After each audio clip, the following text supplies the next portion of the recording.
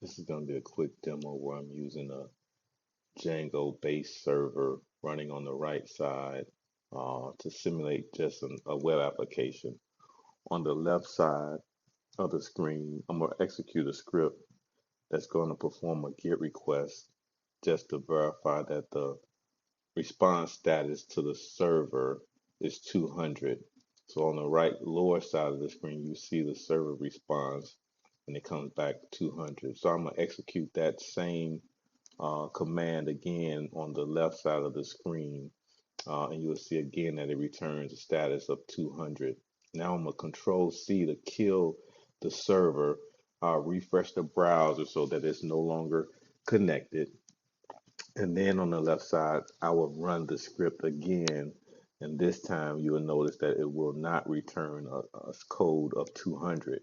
Let me scroll back up to the top. You'll see that it shows an error critical.